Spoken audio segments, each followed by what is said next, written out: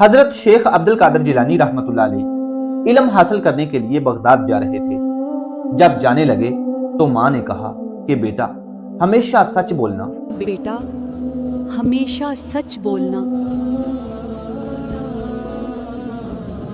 جتنی بھی مشکل آن پڑے آپ نے ہمیشہ سچ بولنا ہے، اور آپ کو 40 دینار دے دیے کہ وہ اپنے پاس رکھ لیں، راستے میں کہیں کام آئیں گے۔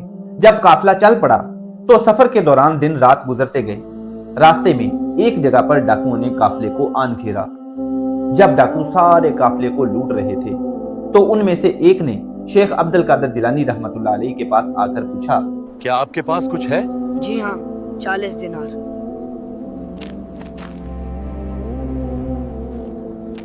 تو آپ نے فرمایا، جی ہاں میرے پاس 40 دینار ہیں جو مجھے میری ماں نے دیے تھے۔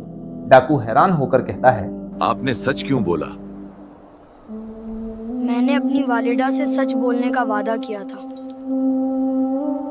وہ پھوٹ پھوٹ کر رونے لگتا ہے اور اپنے گناہوں سے توبہ کر لیتا ہے۔